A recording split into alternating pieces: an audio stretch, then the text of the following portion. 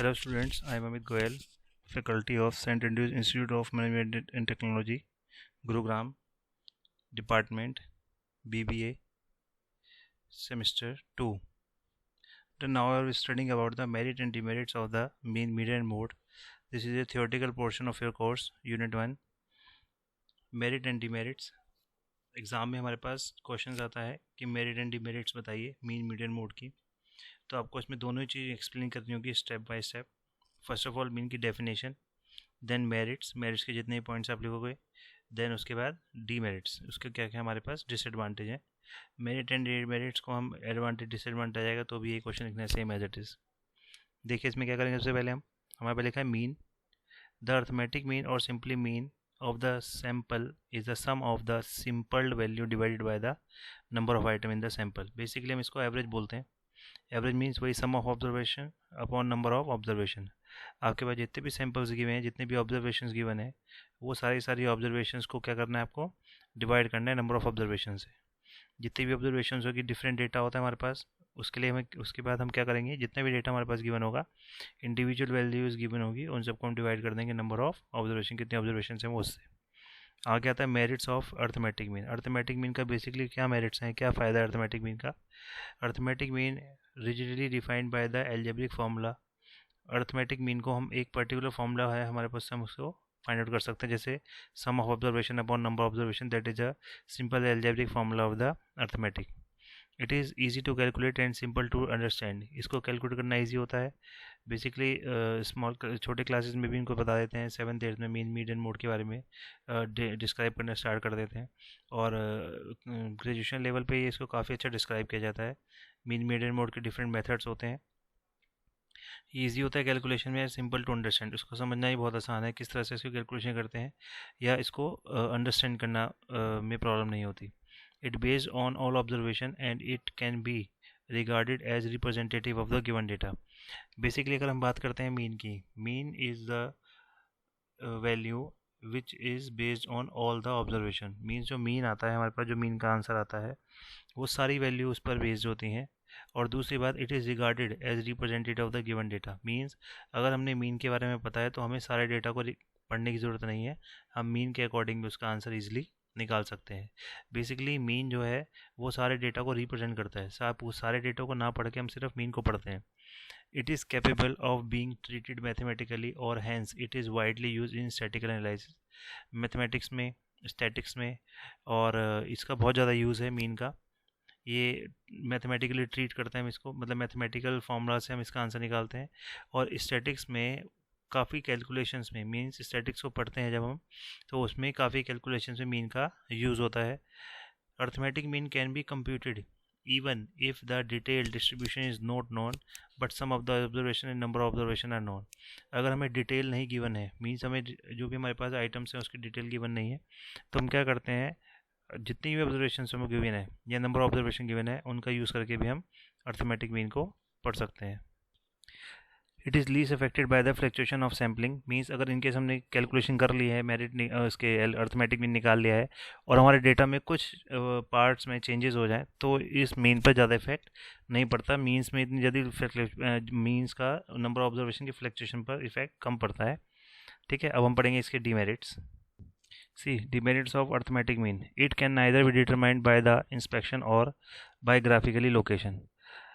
सबसे पहली बात, जो मीन होता है हम उसको हम ग्राफ पर रिप्रेजेंट नहीं कर सकते, ना ही इसका कोई जोग्राफिकल ग्राफिकल लोकेशन को रिप्रेजेंट कर सकते हैं, इसका इंस्पेक्शन करना नहीं कर सकते। सबसे पहले अर्थमेटिक मीन का सबसे डीमेरिट्स यही है।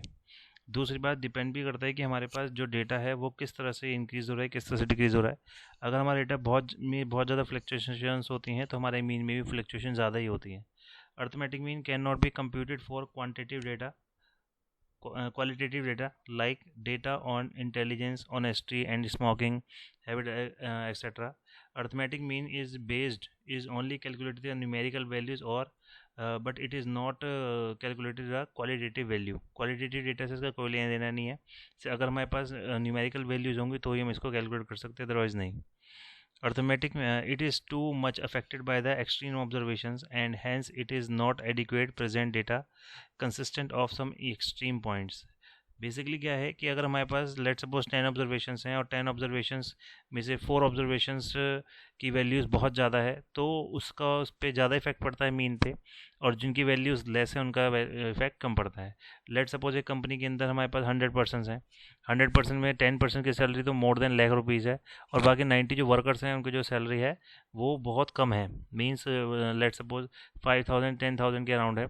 तो अगर हम इसका मीन निकालेंगे तो उन जो 10 स्टार्टिंग के जो पर्सन हैं ऑफिसर रैंक के, उनकी जो सैलरी है बहुत ज़्यादा इफेक्टिव होगी, यानी पर पर्सन सैलरी निकालने में बहुत ज़्यादा प्रॉब्लम होगी। जो पर पर्सन सैलरी है वो फोर्थ ग्रेड के हिसाब से तो ज़्यादा है, लेकिन फर्स्ट ग्रेड के हिसाब से बहुत ज़्यादा कम है। तो ये भी डीमेरिट्स है एक अर्थमेटिक मीन का। Arithmetic mean can not be computed when class interval have open ended. Class interval अगर ओपन एंडेड है, ओपन एंडेड का मतलब होता है कॉन्टिन्यूस नहीं है। अगर ज़्यादा डिफरेंसेस हैं 1 to 5, 5 to 30 और 40 to 70, 90 to 120, 130 to 200, इस तरह से बहुत ज़्यादा ओपन एंडेड है तो हमारे लिए मीन कैलकुलेट करना मुश्किल है। ठीक है, अब नेक्स्ट आता है हमारे पास मीडियन। मीडियन देखते हैं। मीडियन का मतलब ये होता है, जैसे as a name observe, median means mid value. The median is that value of the series which divides the group into two equal parts. One part comprising all values greater than the median value and other parts comprising all the values smaller than the median value. Basically हम क्या कहते हैं, अगर हमारे पास number of observations given है और उन ऑब्जर्वेशंस को हम असेंडिंग और डिसेंडिंग ऑर्डर में फॉलो कर लेते हैं तो एक मिडिल वैल्यू निकाली जाती है। मिडिल वैल्यू जो होती है वो लेफ्ट हैंड साइड से तो ग्रेटर होती है बट राइट हैंड साइड से लेस हो जाती है। ठीक है, that is a median. Median basically हम फिर बताता हूँ मीडियन वैल्यू जिसके अंदर लेफ्ट टू राइट में इक्वल नंबर ऑफ ऑब्जर्वेशंस होती हैं। फिर आता है हमारे पास merits of median. First of all the first merit of median is simplicity. It is very simple measure of the central tendency of the series. In this case of simple static series, just a glance at the data and enough to locate the median value. देखिए इसका मतलब क्या है कि median जो होती है वो बहुत सिंपल वैल्यू है। अगर हम कैलकुलेशन के लिए बैठे तो मीडियन बहुत सिंपल वे से हम कैलकुलेट कर सकते हैं अगर हमारे पास डेटा ऑब्जर्वेशन असेंडिंग या डिसेंडिंग ऑर्डर में लगाओ, क्योंकि मिड वैल्यू ही निकालनी होती है हमें। In case of simple static series, अगर मान लेते हैं स्टैटिकल सीरीज बड़ी सिंपल है तो हम सिर्फ देखने से ही पता कर सकते हैं इसकी मीडियन वैल्यू क्या है, हमें उसकी कैलकुलेशन की फॉर्मूला लगाने की कोई रिक्वायरमेंट नहीं है। दूसरा आता है free from the effect of extreme value. हाँ, अगर लेफ्ट और राइट में किसी भी तरह के चेंजेस होते हैं तो मीडियन वैल्यू पे कोई इफेक्ट नहीं पड़ता। लेट सपोज हमारे पास 10 ऑब्जर्वेशंस हैं, मिडिल वैल्यू हमारे पास मीडियन आ गया, और राइट हैंड साइड वाली वैल्यूज़ के अंदर कुछ चेंजेस हुए हैं लेकिन उससे मिड वैल्यू के लोकेशन पे कोई भी इफेक्ट नहीं पड़ा, तो इसका मतलब मीडियन हमारे पास वही रहेगी जो पहले थी। लेकिन ऐसा अर्थमेटिक मीन में नहीं होता। अर्थमेटिक मीन चेंज हो जाता है if any of the values will be change in the observations.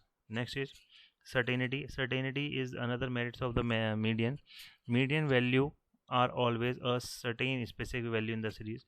median value क्या होती है, एक certain value होती है, यानी कि उसको हम चेंज नहीं करते ना, उसके अंदर कैलकुलेशंस के अकॉर्डिंग कोई चेंजेस आते हैं, तो वो एक certain value है। अगला है रियल वैल्यू।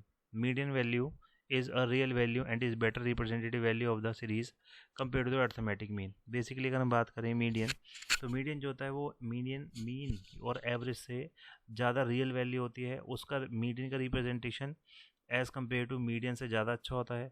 मीडियन से जो रिज़ल्ट आते हैं वो मीन से ज़्यादा बेटर रिजल्ट आते हैं। ठीक है, ग्राफिकल रिप्रेजेंटेशन, जैसे हमने पीछे पढ़ा था कि जो मीन का डीमेरिट होता है बेसिकली है कि उसकी कोई ग्राफिकल रिप्रेजेंटेशन नहीं होती, बट मीडियन का ग्राफिकल रिप्रेजेंटेशन भी होता है। Besides algebraic approach, the median can be estimated also through the graphic representation of data। Possible even when the data is incomplete, अगर इनकेस डेटा इनकम्प्लीट है तो भी मीडियन का कैलकुलेशन करके हम उसको एस्टिमेट वैल्यू निकाल सकते हैं।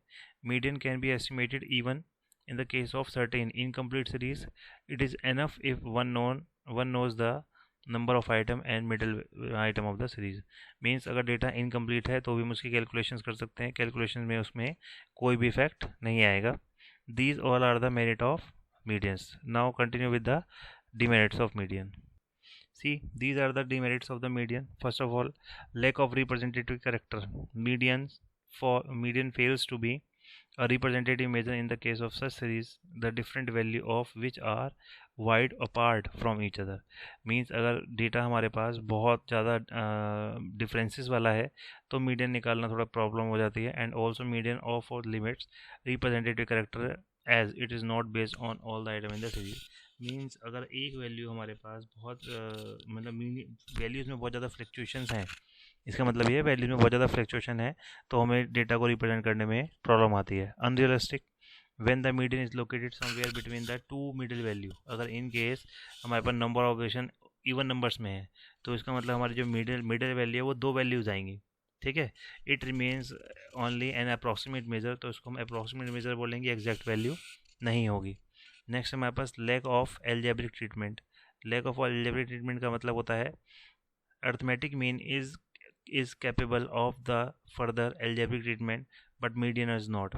अर्थमेटिक मीन का हम algebraic treatment कर सकते हैं but median का algebraic treatment नहीं होता. For example, multiply the median with the number of items in the series will not give us the sum total of the value of the series. Means अगर हम किसी number of series को multiply करते हैं सम of the किसी particular constant value से तो उससे मीडियन पे भी बहुत ज़्यादा इफेक्ट पड़ता है. लेकिन ऐसा मीन में ऐसा नहीं होता. मीन में if all the observation is increase by 5 so automatically mean will be increase by 5, but ऐसा मीडियन में पॉसिबल नहीं है. Median is quite simple method finding an average of the series. It is quite commonly used measure in the such case series when are related to quantitative observation as and health of the student. So basically these are the disadvantage of median. Now continue with the mode. See, mode, the value of the variable which occurs most frequently in the distribution is called mode. Basically अगर हम mode की बात करें तो highest frequency data is called mode. हमारे पास जितने भी observation हैं उसमें कुछ ऑब्जर्वेशन ऐसी होती हैं जो कि बहुत ज़्यादा बार रिपीट होती हैं. तो जो ऑब्जर्वेशन रिपीट होती हैं उनमें जो मैक्सिमम ऑब्जर्वेशन रिपीट वाली बात होती है उसे बोलते हैं मोड. अब हम बात करते हैं मेरिट्स ऑफ मोड. मोड की जो मेरिट्स होती हैं ध्यान समझेंगे. Simple and popular. This is a very popular method of calculating the frequency of the data. Most mode is a very simple measure of the central tendency.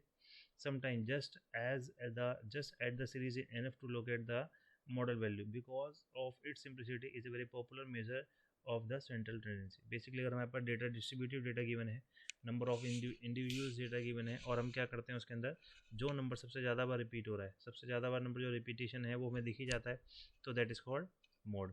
Less effect of the margin value. compare top mean, mode is less affected by the marginal value. Basically जो mode होता है अगर हम बात करते हैं दूसरे values के अकॉर्डिंग अगर उनमें फ्लक्चुएशंस होते हैं थोड़ी बहुत तो मोड पे बहुत कम इफेक्ट पड़ता है. Mode is determined only by the value of the highest frequency. बताया जो मैं आपको.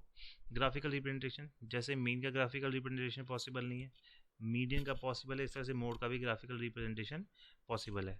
Best representative mode is that value which occurs most frequently in the series. According mode is the best representative, यानी कि mode जो होता है वो सबसे बेस्ट रिप्रेजेंटेशन देता है अपने वैल्यूज़ के लिए. No need of knowing all the item of the frequency. इसका मतलब है अगर हमें मोड निकालना है तो अगर हमारे पास मोड हमने निकाल लिया है तो हमें तो फ्रिक्वेंसी से कोई मतलब नहीं है. ठीक है. No need. The calculation of mode does not require knowledge of all the items and frequency of the distribution. It's in simple series. It is enough if one known the items with highest frequency in the distribution. अगर हमें highest frequency पता है question के अंदर तो हमें बाकी frequencies से कोई मतलब नहीं है. हमारा जो highest data होगा वही हमारा mode बन जाएगा. Next, demerits of mode. अगर हम बात करते हैं mode के demerits क्या हैं तो वो देखिए. Uncertain and vague. Mode is क्या होती है? मोड अनसर्टेन वैल्यू होती है, वैक्यू मेजर्स होते हैं सेंट्रल टेंडेंसी के, इसमें हम पूरी तरह से डिपेंड नहीं रह सकते. Not capable of algebraic treatment. इसका भी algebraic unlike mean mode is not capable for further algebraic treatment. इसका भी फर्दर एल्जेब्रिक ट्रीटमेंट पॉसिबल नहीं. डिफिकल्ट होता है with frequency of all item are identical. It is difficult to. अगर मान लेते हैं हम फ्रिक्वेंसी बहुत सारे आइटम्स हैं जो कि 5 टाइम्स रिपीट हो रही है तो इसका मतलब मोड निकालना थोड़ा टिपिकल हो जाएगा. Complex procedure of grouping. It means calculation of mode involves cumbersome procedure of grouping the data. If the extent of grouping change, there will be the change in the model value. अगर बहुत ज़्यादा changes होते हैं values के अंदर तो model value भी में भी ऑटोमेटिकली चेंजेस करने ज़रूरी हो जाएंगे. ignore extreme marginal frequency. Let's suppose if it ignores extreme marginal frequencies. To that extent, model value is not a representative value of all the item in the series. Besides, one can question the representative character of the model value as its calculation does not involve all items in the series. It means कि अगर मान लेते हैं frequencies में marginal changes हो रहे हैं तो उसका जो इफेक्ट है वो उसका जो इफेक्ट है वो मॉडल क्लास पे कम पड़ता है, जबकि वो चेंजेस कंसिडर करना भी बहुत ज़रूरी होता है। ठीक है, अब आप क्या करेंगे, ये सारे के सारे जो वीडियोज़ है इसको 2 टाइम्स रीड करो, जो नोट्स हैं इससे रिलेटेड वो रीड करो, क्योंकि एक क्वेश्चन मीन मीडियन मोड का इस पर बेस्ड आ जाता है थ्योरेटिकल पोर्शन में। अगर इनके से क्वेश्चन ज़्यादा मार्क्स का आता है तो आपको ईच एंड एवरी पार्ट्स को एक्सप्लेन करना होगा, जिससे कि हमारे क्वेश्चन को क्लियर हो जाए कि हमें मेरिट्स और डिमेरिट्स दोनों के बारे में नॉलेज है। At least 4 merits and 4 demerits of each median mode and mean, इन सब की आपको 4 एटलीस्ट 4 मेरिट्स एंड 4 डिमेरिट्स पता होने चाहिए, उसके बारे में एक्सप्लेन करेंगे। ठीक है, तो हमारा ये पूरा का पूरा क्वेश्चन कंप्लीट हो जाएगा। अब बेसिकली आपके एग्जाम में यही क्वेश्चन आएगा डायरेक्ट उठ के कि right the advantage and disadvantage और मेरिट और demerits of mean median and mode.